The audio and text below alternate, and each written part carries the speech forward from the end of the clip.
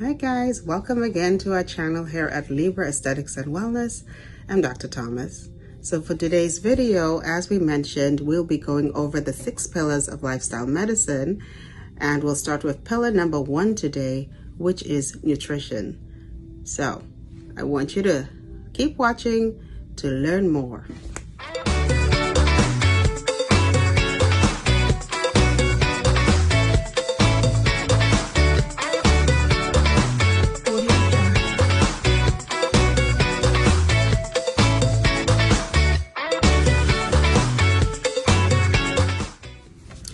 So, regarding nutrition, that is a super important pillar of lifestyle medicine. As Hippocrates said, let thy food be thy medicine, meaning that whatever you put into your body will determine your outcome. Garbage in, garbage out, unfortunately. So regarding nutrition, what won out in terms of all the diets that were studied was whole food, plant-based. What does that mean? Eat plants, eat real food, don't eat processed foods. Avoid animal products. And so let's go over what plant-based nutrition would look like. You can think of the food groups, or sort of just think of broad categories in terms of the plants that you should eat. It includes vegetables, things like also fruits, legumes, whole grains, nuts, seeds, and even mushrooms can be considered there, although they're fungi, really fungi or fungi. The things that you should limit or avoid on a whole food plant-based diet to be at your optimum health includes processed foods, sugary things like pop, juices, cocktails, processed meats in particular. That's your sausage, bacon, salami, bologna, deli meat. Processed snacks, that's our crackers, our pretzels, our chips, cakes, pastries, and sweets. Dairy can be very high fat and is concentrated animal protein, so that's another thing to avoid. Poultry, eggs, and red meats. So in general, why whole food plant-based is considered to be the best nutritive value for us is because plant-based produce is easier to digest in the digestive tract. It also less inflammation. Think about it, you're eating closer to the ground. What I mean is, for example, animals like cows, chickens, they have to eat the plants. It's processed in their bodies, and then we eat the animals. So we're just gonna go directly down and eat the plants ourselves, really. You know, limiting animal products helps with decreasing free radical production in the body. It helps to decrease your IGF-1, insulin-like growth factor, which tends to stimulate growth of malignancies in the body. So it'll help with decreasing those risks. And eating whole food is a great way to just get your nutrition in while harming less animals in the process. So when you get your nutrition goals, the important thing is to make a SMART goal. That's something that is specific, measurable, attainable, realistic, and time-bound. Meaning, I'd say I'm going to add 1 cup of vegetables every day for the next month. So it'll be a very specific goal that you can try to accomplish. When you come in for consultations with us, that is what we focus on. Getting goals that you can accomplish. I will mention one of the resources that I think is really helpful.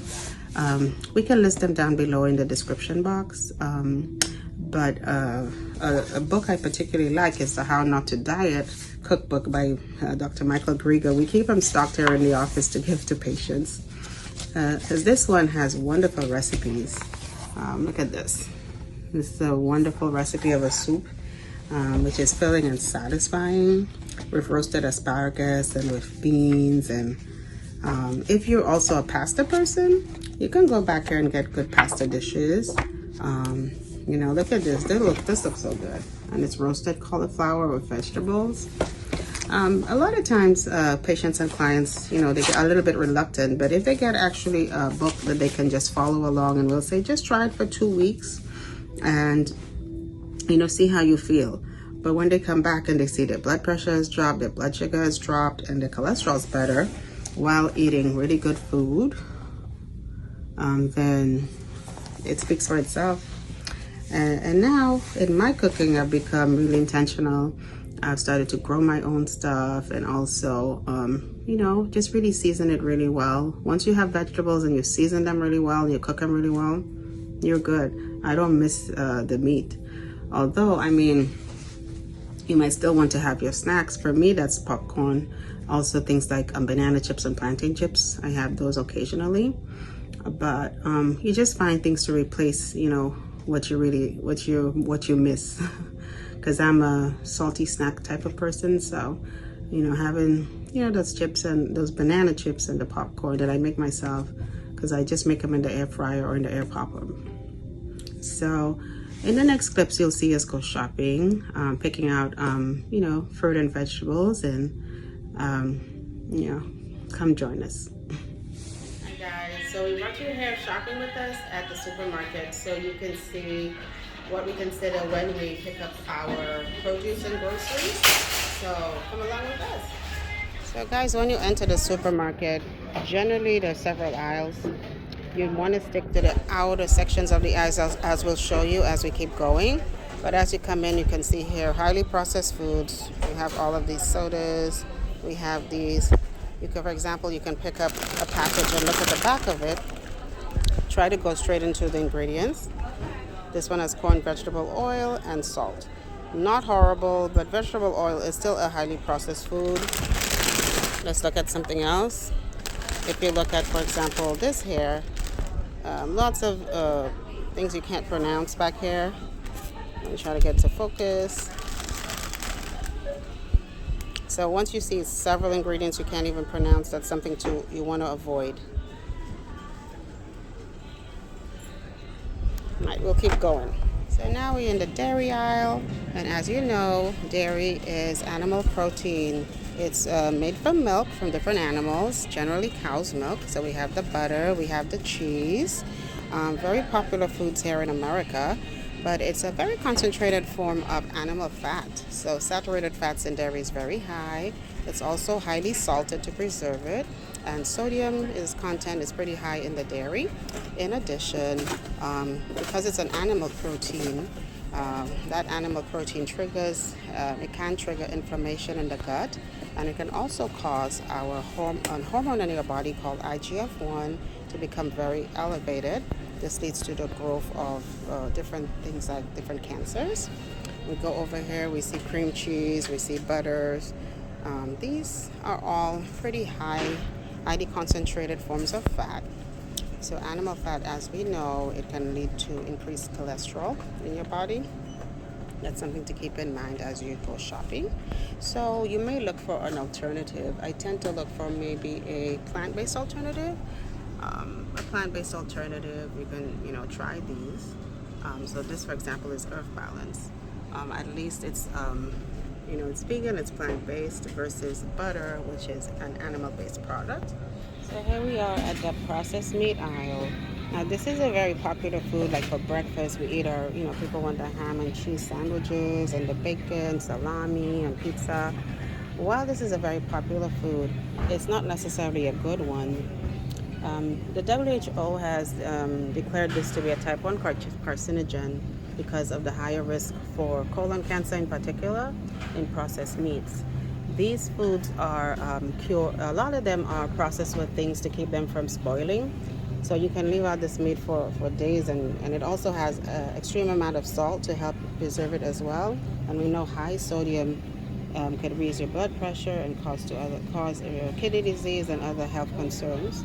So one of the things that highly suggest that we cut out is processed meats, because these in particular will cause, even diabetes because of the amount of inflammation it can trigger in the body. So it's highly associated with many chronic illnesses. So here we have dairy milk. Most of the milk here is from cows. So this milk, as we talked about earlier, animal protein is very pro-inflammatory, and this can trigger autoimmune diseases. It's been linked to even type 2 diabetes and to to replace it, we can go with some plant-based options. So if you've never had plant-based options or thought about changing your milk, you have oat options, you have soy, you have dairy, you have non-dairy. Look, there's banana, almond. There's a data out there talking about whether soy milk is the best or almond milk is the best and so on. But I'd say this, if you can switch from animal-based milk to plant-based milk, you're in the right direction. You can make it yourself with actually getting raw nuts and blending those up, soaking them and blending them if you really want to be clean. That's something to consider. The section that I would like to suggest, the produce section. That's where you can find your fruits and vegetables. I tend to say try to eat at least 6 colors a day so that you can get in your flavonoids, your antioxidants, and this will help stabilize your DNA, help anti-aging, help you to just be overall more healthy.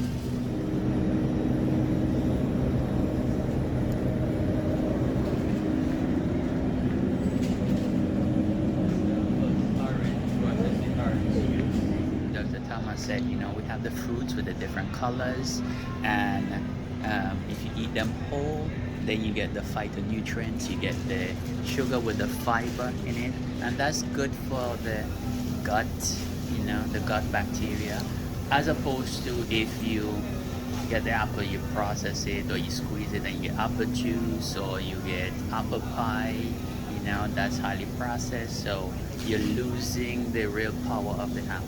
An apple a day keeps the doctor away, right?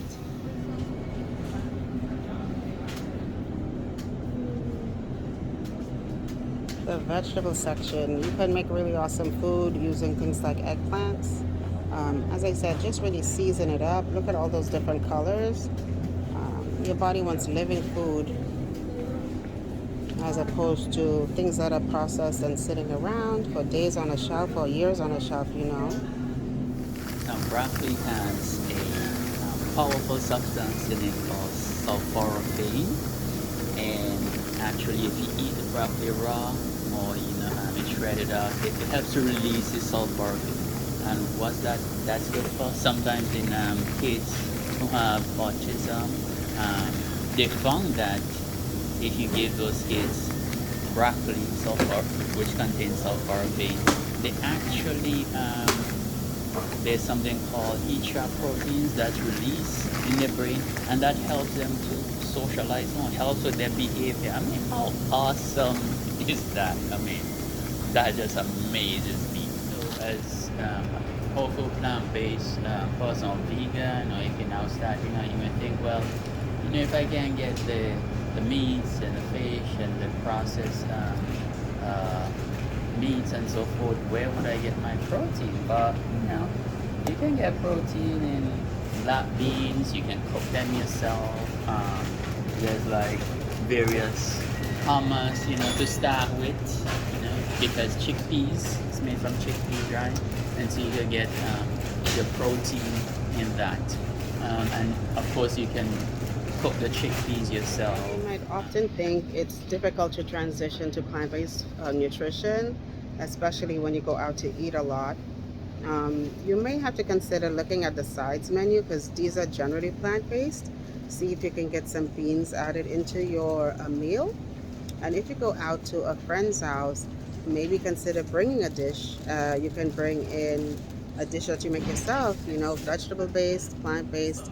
The important thing is to just make sure it's well seasoned. And so you can introduce that to your friends. So you can still have a social life. So dinner tonight these are plantains.